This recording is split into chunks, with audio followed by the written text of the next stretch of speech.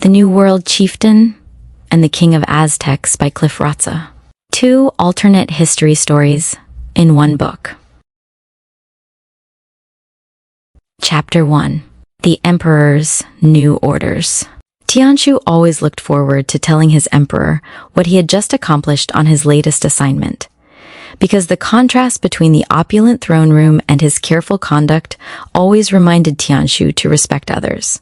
Approaching the emperor, the oriental rugs and lavish wall coverings always impressed him, but by now he paid them less attention. After explaining how his expedition had helped the Egyptian kingdom fight other nations from taking over, the emperor began speaking. "You have defeated European explorers 3 times from conquering continents and kingdoms. But my wise men say that this has spurred them to go west, to a place they call the New World, the continent of North America. Do you know what's there? Only stories about an enormous fertile land, stretching from one ocean to another and holding Indian tribes that care for the land and its diverse wildlife." Tianshu knew more, but stopped, wanting to hear more from the emperor. "That will serve as a starting point. But my wise men will teach you more as you prepare to explore the eastern shore of North America. I am commissioning your expedition to do so. I have been successful because I have recruited partners and their warriors to join. May I do so again?" "Yes, indeed. I expect your convoy to sail within 2 months." Tianshu bowed, then said, "I shall make it so." Chapter 2. Learning while the convoy sails. Tianshu prepared and plotted a course for his 2-ship convoy, precisely as he had done so 3 times before, which made recruiting Yerima, Ladi, and their warriors the easiest part of his new expedition. He had ample time while sailing to teach his partners what they might encounter in the New World. Wanting to make their learning enjoyable, Tianshu divided his teaching into sessions, with the first one during the 2nd week. "My wise men told me that when Christopher Columbus, who was the first to reach land when sailing across the Atlantic, thought he had found a westward sea route to the east, Indies, China, and Asia. That's why he called the indigenous people he met Indians, even though he landed in what's now called North America. But the name Indians stuck." Another session explained where they would explore. "We'll sail along the eastern shore, going from the southern tip as far north as we can, as long as we can find good harbors and suitable weather. I'm told the explorers from Spain, France, and England wanted to colonize what they found, and they unintentionally brought diseases that killed many Indians." And on one of the last sessions, Tianshu explained what Indian tribes are like. 3. They have diverse, organized societies that rely on fertile fields, woodlands, rivers, and lakes for crops, hunting, and fishing. And they live in longhouses and wigwams made from trees. They trade with other tribes and manage the environment by controlled burning to support wildlife and farming. Ladi interrupted. "They sound organized. Who leads them?" "A chieftain, who has a council of elders that wants consensus, base leadership rather than rigid hierarchies, and women hold significant influence, especially in matrilineal societies." Tianshu waited for another question he saw about to come from Ladi. "You think they've been here long?" "I'm told they have rich histories predating European contact by thousands of years." Yerima now joined in. "What's matrilineal?" "It's a system where descent, kinship, property, or lineage traces through the mother's side, meaning children belong to their mother's family group and inherit from her side, unlike patrilineal systems that trace through the father. It signifies a focus on the mother's ancestors and family connections." Yerima looked at Ladi, whose smile told Yerima to continue. "Makes good sense. Women are better at negotiating, mediating, and pushing for peace. Ladi and I know this from our tribal leadership roles." Now, Ladi asked about their appearance, and Tianshu answered, "There's no single Indian look. It depends on ancestral background and the environment. However, they have brown eyes and skin, ranging from light to dark, and they have black hair, which is often worn in braids." "What do they wear?" "Clothing made from animal skins. The men typically wear breechcloths and leggings, sometimes with a tunic or shirt, and the women wear skirts with shorter leggings, often adding cloaks or capes for warmth, when the temperatures range from hot to cold during the seasons.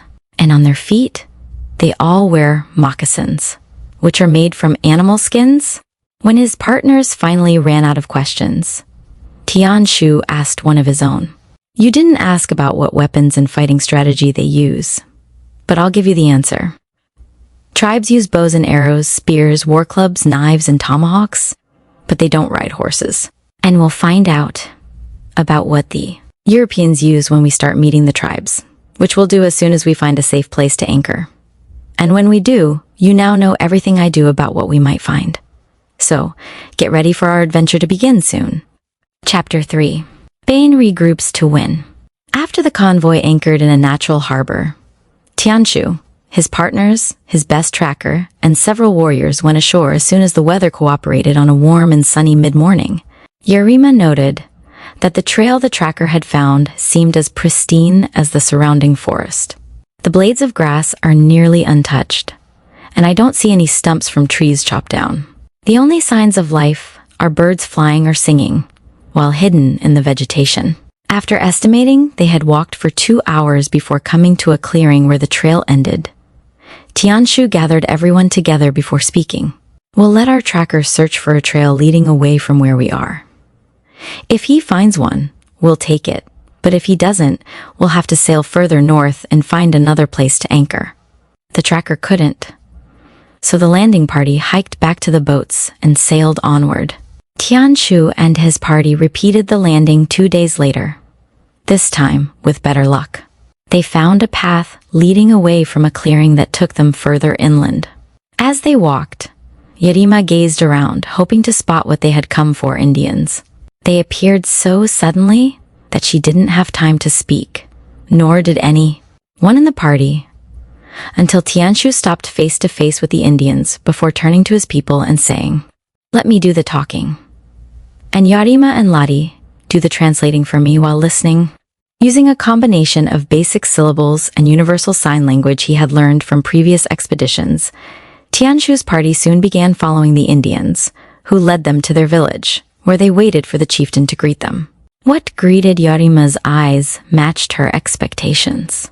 The chieftain is a mature, tall, and powerfully built female, with hair in braids, and wearing exactly what I thought. But the chieftain stunned Tianshu and his partners when she began speaking English. "I am Kateri, chieftain of my Iroquois tribe. Who are you, and what do you want?" Tianshu hid his surprise when he replied with words and gestures. "I am Tianshu. With me are my partners Yarima and Ladi, who are better than me at interpreting and understanding the tribes we meet. We are from distant lands across the oceans, and are here to learn about your people and how we might help." Kateri raised her eyebrows and cracked a tiny smile before replying, "What help do you think I need? My partners and I have helped people on other continents keep explorers from killing them and taking over. Perhaps we could help you defeat them. We shall talk about this. But rest first and then share a meal with us. Then we shall discuss." Chapter 4. Learning about the adversary. Yarima concentrated on Kateri, who led the discussion while everyone ate, but didn't stare for fear of seeming too intrusive, so she glanced around while thinking to herself. Her council of elders is smart, like mine, but she knows more and makes decisions on her own, which are the characteristics of a respected leader. And she introduced Imala, her daughter, who could be a kid sister for Ladi and me. "I'll get her to pal around with us. That'll be a great way to learn more without being obtrusive." After the meal, Tianshu turned the conversation to serious issues. "I know about the weapons you and your braves have, but what about the explorers you've encountered? Other tribes in my network have had more contact. But when our elder councils gather for collective meetings, we all agree these white men pose dangers to our way of life, and we must get weapons equal to theirs if we want our way of life to survive." Kateri paused for a comment, which Tianshu supplied. "I will know better what to do if you take us to observe the explorers who have visited you most recently. My partners and I can wear Indian clothes that will keep us hidden. What do you expect to learn? What they want from you, how well organized they are, and how they use muskets and horses. What do you already know about them? Though not yet to mine, here's what's happening to other tribes in my network. These European explorers are starting to bring in settlers who occupy our land and fight to do so, but they also trade with us for food, animal skins, and forest products. Yarima fought the urge to speak, knowing instead how Tianshu would end the discussion. They need you to get started.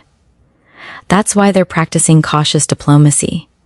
Why don't you take my partners and me to meet with some chiefs in your tribal network? If they like us, we can take the next step, which is for you to take my partners and me, along with a group of your braves, to find out what the explorers and settlers have been doing, and what they're planning. Then, my partners and I will know better how to help you. I shall send a tracker tomorrow to tell the chiefs I need to meet with them. And when he returns, we shall do so. Chapter 5. Spying on the enemy. The chieftains assembled at Kateri's village a week later, and after listening to both Kateri and Tianshu, liked what she wanted to do. After the chieftains left, Kateri sent a scouting party to locate the closest explorers and settlers. When the scouting party returned 4 days later, Tianshu and Tian, his partners, met with Kateri to plan their meeting with the closest European explorers. He handed out a document, but gave everyone enough time to read it before starting to speak. Know your world. We live on the surface of an enormous sphere called Earth that the sun, moon, and planets revolve around. The surface is divided into gigantic continents, separated by vast oceans. People can't live at Earth's top or bottom, north or south poles, because the climate is too cold, water is frozen, there are no plants or animals, and there are no building materials for shelter. As we go from poles to the equator, line dividing north from south hemispheres, the weather gets warmer and suitable for people, tribes, to live. Continents already explored have people living all over it, and organized into large villages, cities, grouped into a network called a country.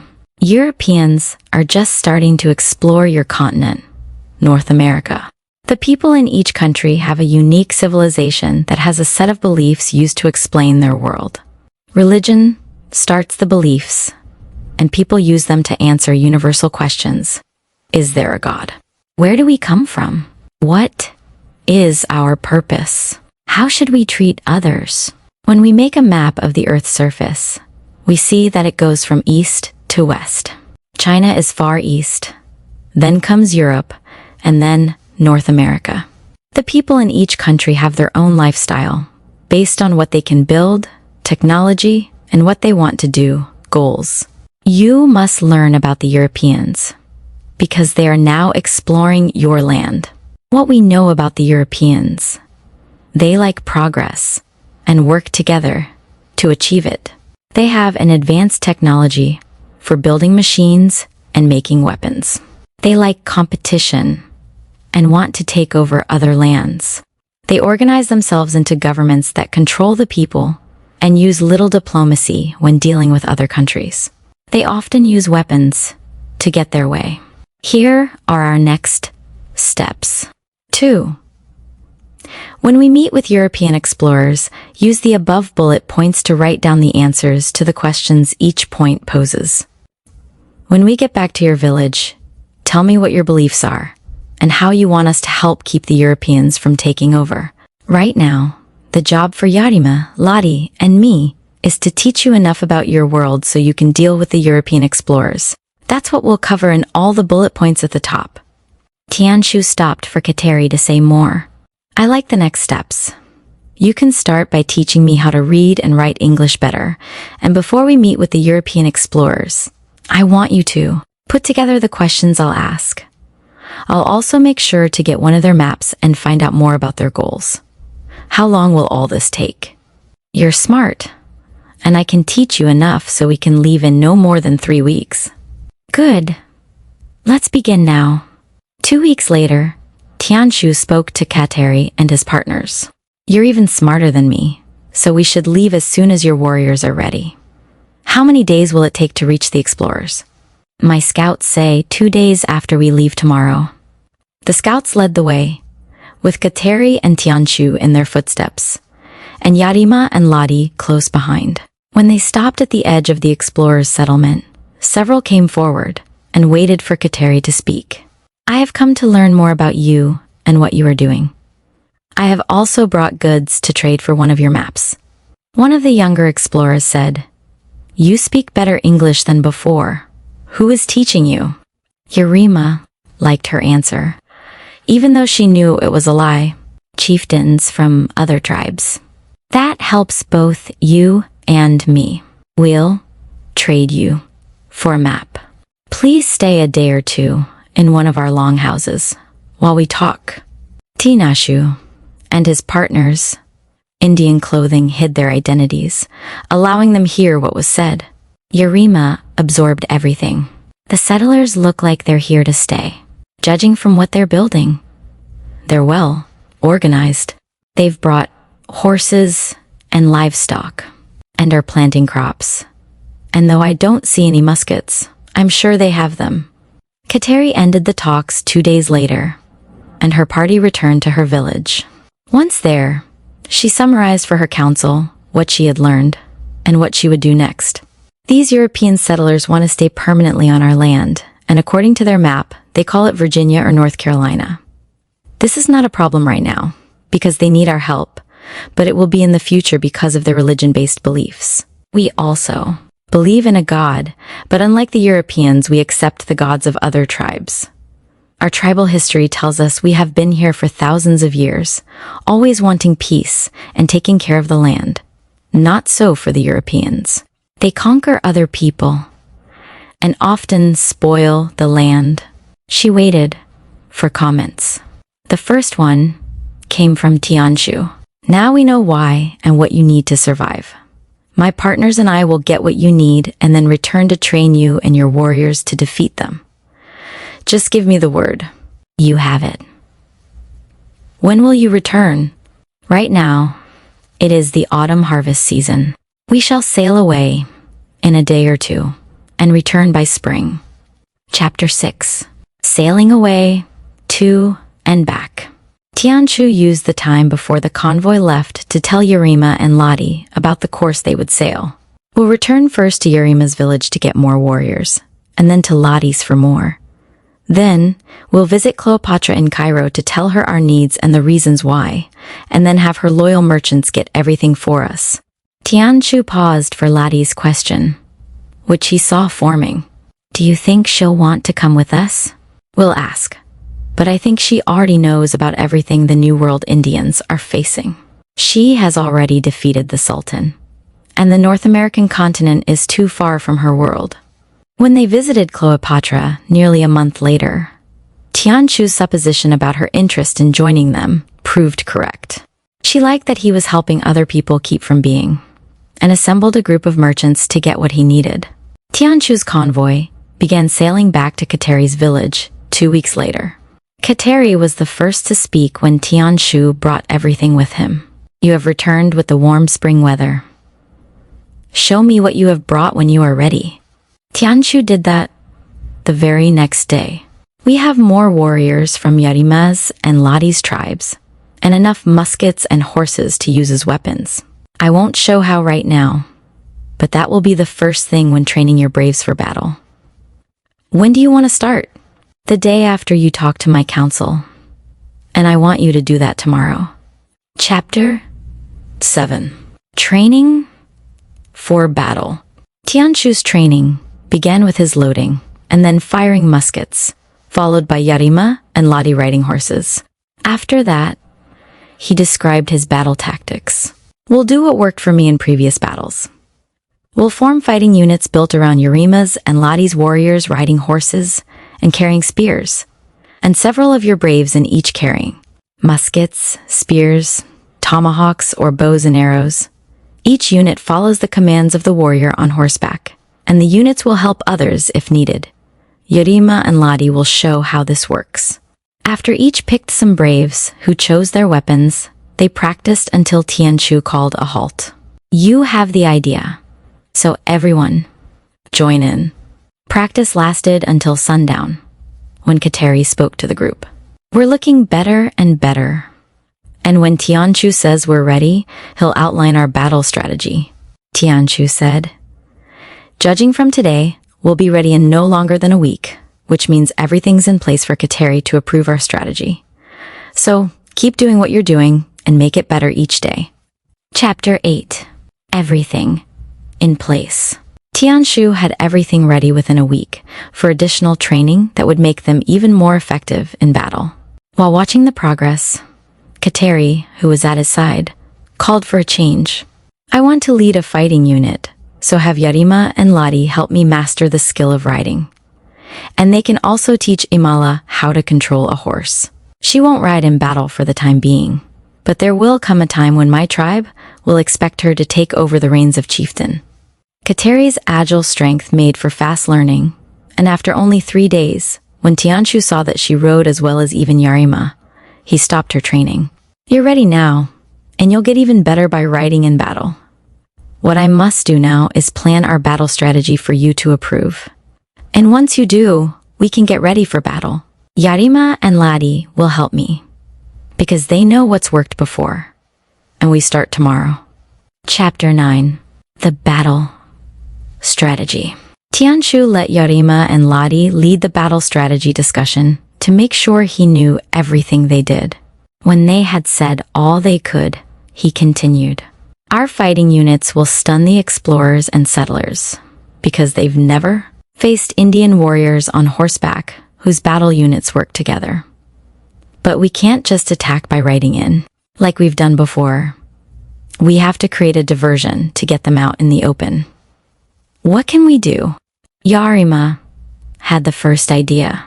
Let's burn the crops and grass on a clear night. That'll get their attention and should bring everyone out. And then our units sweep in, having the warriors on horses lead the charge, and our foot warriors follow, using muskets and tomahawks. Ladi asked a question Yarima saw coming before Tianshu could. Do we kill them all and burn down the settlement? Yarima asked Tianshu to answer. That's for Kateri to decide. We'll ask her tomorrow after I explain the battle plan. Chapter 10. The Chieftain Commands. After Tianshu described the battle plan, Kateri told him she liked everything about it, but Yarima interrupted before she could say more. Do you still want to lead a unit into battle? If you do, you could be killed. Yarima knew the answer when she heard Kateri's deep exhale before she replied. I will never command my warriors into battle if I don't join them. That's what all respected chieftains do. Yarima then asked another question. Will you order our warriors to kill everyone? I won't know the answer until the battle unfolds, but it will begin on the next cloudless and moonless night of my choosing. And when it gets here, Tianshu will bring everyone together for me to give final commands. Tianshu then said, if the current weather continues, that could be soon, and I shall be ready. The Egyptian Queen is the first short story in our alternate history series, The African Chronicles, and it builds on the Rainforest Queen, our first alternate history story. Is the first short story in our alternate history series, The Egyptian Chronicles, and builds on the Rainforest Queen and African Queen stories. Chapter 11. The Warriors Assemble. When the right night arrived, Tianshu assembled all the fighters for Kateri to give her final commands. Tonight, we launch our attack on the explorers and settlers, which means we form into battle groups that I will lead to the edge of their settlement. But we stay hidden in the darkness. Then, several scouts will set fire to their crops and grasses. When they run into the open, follow my signal to attack, and keep fighting until I signal to stop. Brave asked a question after talking with others. What will we do then? Kill them all? Burn down the entire settlement? I will decide after talking to them once we stop. It is now time to move. No one spoke as the warriors moved out, but Yarima talked to herself. I feel the excitement building. and the warriors must feel even more because I will only be watching with Ladi and Tianshu. Will we win? Not knowing adds to the tension, and we will know the answer soon. Chapter 12. Launching the attack. Yarima could feel her pulse pounding even faster when she saw Kateri give the attack signal, which put Tianshu's strategy into action and caused the settlers at first to panic. Tianshu and Ladi gaped at the chaos now unfolding, but Yarima focused on all she saw. The settlers who brought muskets are fighting back, and those that didn't are running away. But more are coming with muskets. Some are trying to shoot the horses. Our warriors with tomahawks are holding their own, while the warriors on horses are winning. Yarima became so engaged in the battle that she lost track of time, and she thought the fighting units were doing even better until catastrophe struck. Kateri's been shot. She didn't fall off, but she dropped her spear. Now she's jumping off and grabbing a spear from a fallen warrior, now leading a charge into the settlers rushing in. The fighting units battled even harder when they saw Kateri's actions, and their whoops and jabs caused more panic among the settlers, who clustered together as the warriors surrounded them. When Kateri saw she had won, she yelled for her warriors to stop. Then, she and several warriors approached the settler who seemed to be the leader, and started talking when coming face to face. If you and those surviving wish to live, you must abandon settlement. My braves will surround it and let you pack what you need, but you must leave by sunrise. After looking for only a moment at the settlers still standing, leader tapped his chest with one hand before speaking. Thank you. We will follow your orders. Chapter 13. The New Iroquois Nation. Tianshu, Yarima, and Ladi stood next to Kateri as they watched the survivors leave. Then, when they were out of sight, she gave orders for her braves to set fire to the settlement, and they stayed until it had burned to the ground. Kateri then spoke. We will talk with my council about the next steps after we get back to the village and have a meal. The serious discussion began soon after midday, which Kateri led. She let Tianshu describe the victory. Afterwards, he said more. My partners and I have done all we can. It is time for us to leave. What your tribe now does is up to you. Yarima leaned forward, pursing her lips for a moment before saying, You can take your tribe in any direction. What will you do? I plan to build something new. An Iroquois nation that will unite all the tribes in my network and beyond. We have learned enough to make it so. But you should come back to see if we need more help. Yarima looked at Tianshu to reply. You live on a vast continent filled with enormous opportunities for your new nation, as well as for China. I will return. The end. The king of the Aztecs. An alternate history. Short story. The King of the Aztecs is another alternate history, short story. In it, Tianshu and Yarima travel to North America's southwest, looking for additional Indian tribes to help battle the Spanish conquistadors. Traveling first to Acapulco, they find a guide who can lead them, and they go first to a tribe of Navajo warriors who want his help. After doing that, the guide takes them to meet the Aztec king, who says the same. So follow the action, starting on page 1 as they encounter Indian tribes, who are fighting to protect their way of life.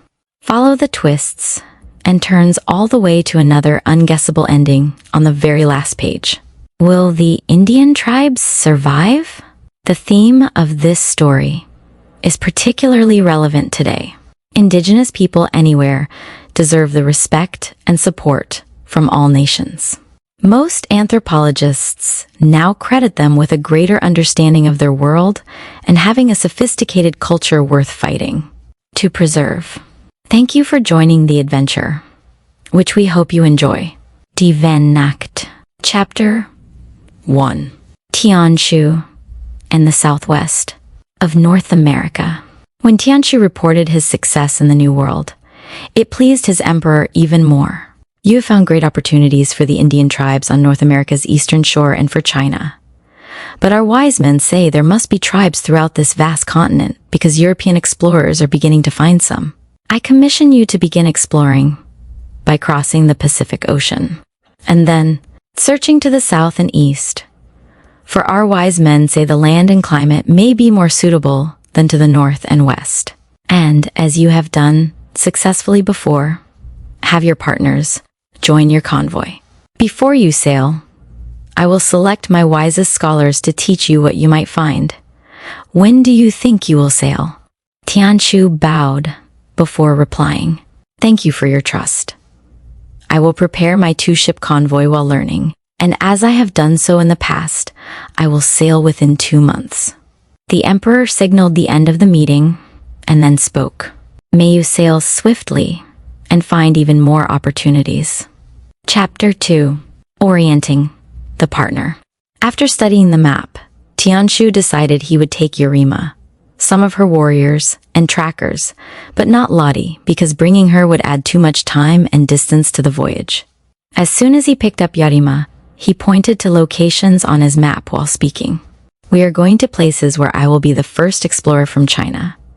Our convoy will sail from South America, just west of Brazil, to Acapulco, which is the port on Mexico's west coast that Spanish explorers are using for exploring the west coast of North America. Is that what we'll be doing? Yes. Let me explain why our convoy has been commissioned. When done, he showed Yarima a document and began talking while pointing to some of the lines. Land, climate, and Indian tribes in North America's southwest. The land includes deserts, mesas, canyons, and mountains. Rivers and rain are the sources of water. The climate is sunny, hot, and dry, which supports some vegetation, small animals, and limited crops. Spaniards from Europe are just beginning to explore it. They have found some indigenous natives, referred to as Indians, and expect to find many more as they explore further. The Indians look like the East Coast Indians, Iroquois, we have already met, but they are weather-beaten from the climate.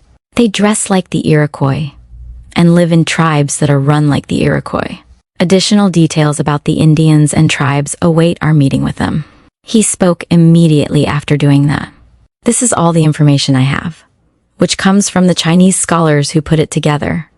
It's not much, but we'll build on it when we start exploring. And let me show you a map of where we're going. Tianshu stopped talking when Yarima pointed to an area on the map and began speaking. What's Mexico? Is it a country or what?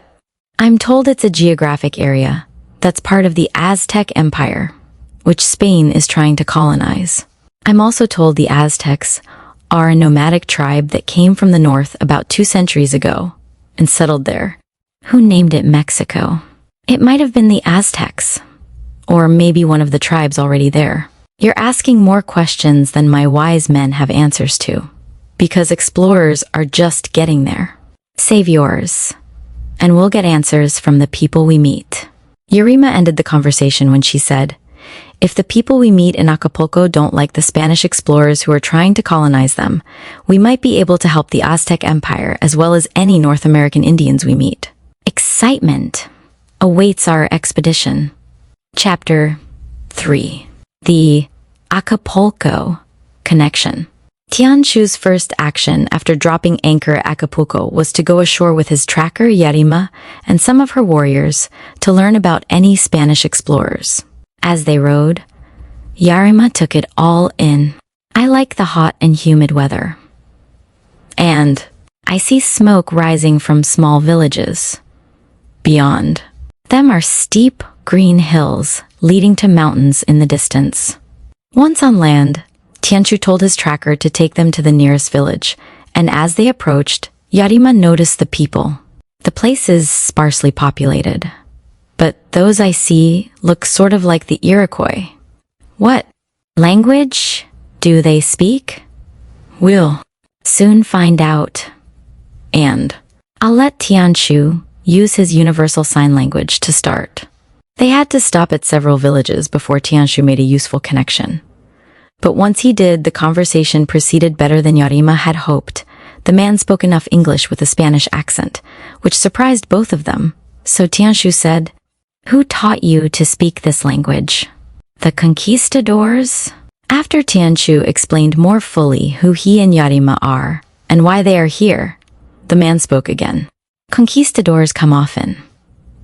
Some go north for Indian tribes, but most go east for Aztecs. We want to meet the Indian tribes, but after that, I can meet with the Aztecs if they are interested. If they don't want to be taken over by the conquistadors, I can help fight them.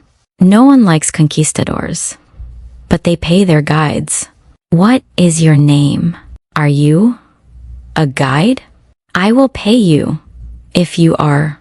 "I am Axolotl, and every Acapulco man is. You came on a boat, so we sail north like I do for conquistadors." When Tianshu asked what comes next, Axolotl answered, "Then we walk inland to an Indian village. I have 2 ships with plenty of room for you, and whatever you want bring.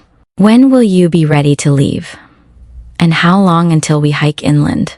Solototl held up 2 fingers and then said, "We sail for 7 days.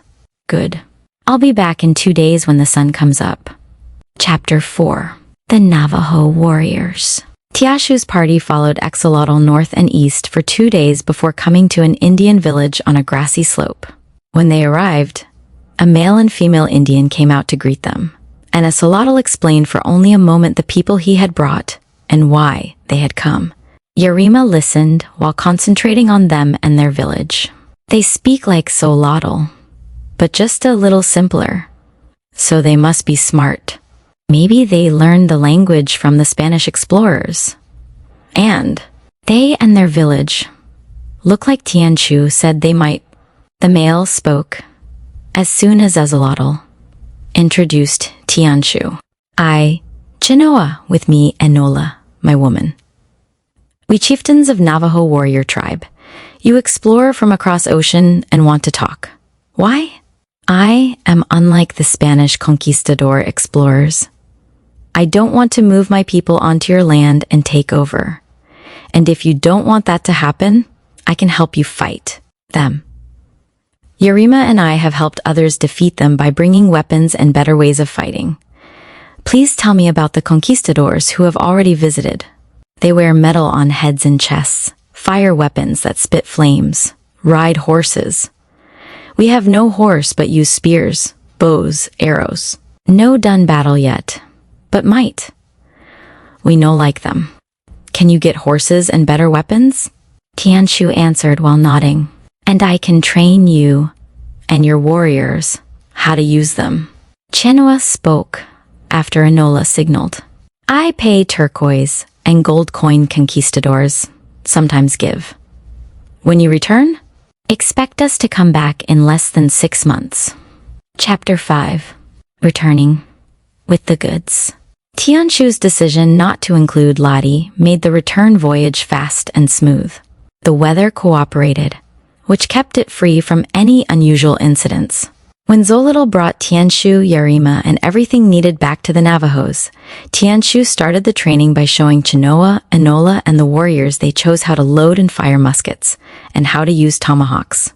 After 2 days, he said, "I've taught you everything I know. You'll continue getting better if you keep practicing, and when you're ready for more gunpowder or muskets, contact Xolotl. Now, it's time for Yarima to show how to handle horses." 3 days later, Tianshu said they now knew enough to practice without her, and he moved to the last topic. "Now, here's the way to fight. Organize into fighting units built around a warrior riding a horse and using either a spear or tomahawk, and put several warriors, each with a musket, in each unit. I'll watch while Yarima gets you organized." Yarima started by asking a pertinent question. "Will Chenoa and Enola be on horseback?" Enola spoke without hesitating. "We lead in battle." "Okay, so both of you watch how I get groups organized, and then how they charge into the enemy to scatter them, and then how they help one another." 3 days later, Tianshu ended the training. "You're ready to fight, and when you do, Make sure to pick a small enough number of conquistadors and attack at a time and place that will surprise them. The time has come for Yarima and me to leave. Chinoa tapped his right hand on his chest before saying, I thank you, and now I pay. When Xolotl took them back to Acapulco, Tianshu made a new request. If you think the Aztecs can use our help, will you introduce us to their leader? I think they will, and will take you. When do you want to go? Yarima replied. After you tell us about the Aztec Empire and the people. Why don't you start tomorrow morning on our ship? I will early. Chapter 6. The Aztec Empire. Yarima wrote everything Xolotl told them about the Aztecs, and when he had finished, she spent half an hour rewriting it. Then she showed it to him, explaining patiently and pointing as she did. Things to know about the Aztecs. They are a nomadic tribe from the north that built the city they now live in, Tenochtitlan, on an island in the middle of Lake Texcoco. Many thousands of people live in this glorious city. What this means I'll see when we get there. The Aztec Empire covers an enormous swath of land they call Mexico, after the Mexica people, who built the city of Tenochtitlan, which surrounds the island. The empire is feared and brutal toward outsiders, especially enemies, and those they conquer. Ritualistic killing and ceremonies celebrating blood are part of its religion and government. When finished, she waited for Xolotl to speak. This is good. You're ready. Tianshu said, Who will you take us to meet? To the people who work in the emperor's palace. Then Yarima said, What's the name of the emperor? Do you think we can meet him? Xolotl frowned before answering. Montezuma. But he is like a god. No outsider ever meets him. Tianshu had heard enough and said, How long will it take to get there if we leave in 2 days? 3 days if we ride horses. We'll pick you up early morning in 2 days, and I'll bring muskets to impress them. I'm sure they'll want us to come back with more of both to battle the conquistadors. Chapter 7. Montezuma's monumental city. Nothing surprising came into Yarima's view as they rode to Tenochtitlan, but that changed abruptly when they entered the city.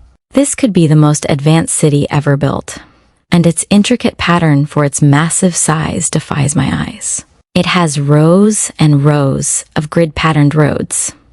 Why? Does it look like it's floating on top of the water? Yarima wanted to say something to Tianshu but was too spellbound, so she simply kept talking to herself. Gads. It's built on top of what look like wooden pilings pounded into the lake bed. And we're riding on a causeway that has an aqueduct carrying water into and out of the city. And it's leading straight toward a temple, or palace, made in upward-sloping layers. The people we meet must have quite a story for us.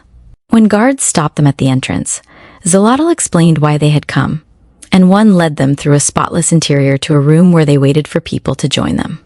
A man and a woman came several minutes later and spoke in perfect Spanish-accented English.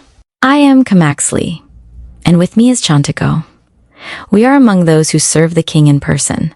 You have come to show us weapons we can use. Please do. Everyone walked back to the entrance, and after Tianshu fired a musket, and Yarima showed horse handling, Camaxley spoke again. The conquistadors have them, but so far, we have overwhelmed them in battles with our warriors. But they leave us with diseases that keep killing. Can you get us these more powerful weapons? Tianshu said, I can. Tell me how many you need, and Xolotl will bring us back after I get them. As many as you can, and as soon as you can, and we will pay with gold coins when you do. When will you return? I will return in less than 6 months. Chapter 8.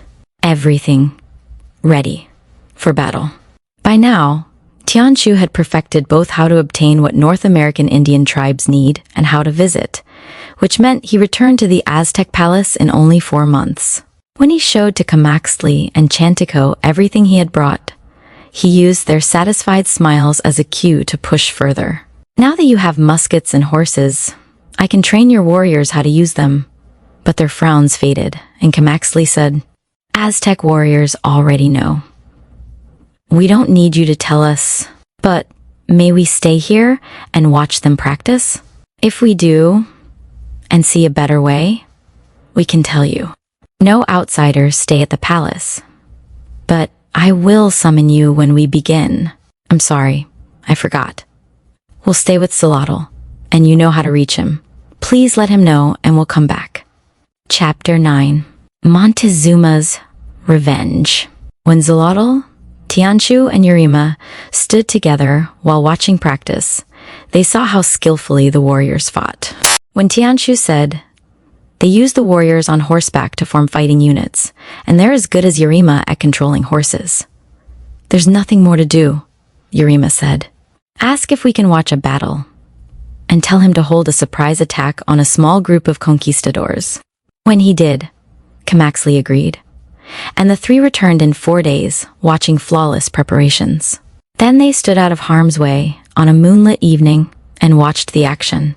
The warriors' stealth and skill decimated the conquistadors, and they captured several whom they took for sacrifice to a temple. Watching the grim ritual hurt Yurima's conscience, but she forced herself to see the horror. A crowd of Aztecs gathered at the bottom of the temple's steps and chanted as a priest cut the heart out of their enemy. Then, several guards stretched another's back on a wooden wheel before lashing his arms and legs to it. The crowd's wild cheers came as the wheel rolled into the crowd. Tianshu yelled his final orders to his partners. Let us find Camaxley, collect our payment, and go. And I never shall return. The end. Yelled his final orders to his partners. Let us find Camaxley, collect our payment, and go. And I never shall return. The end.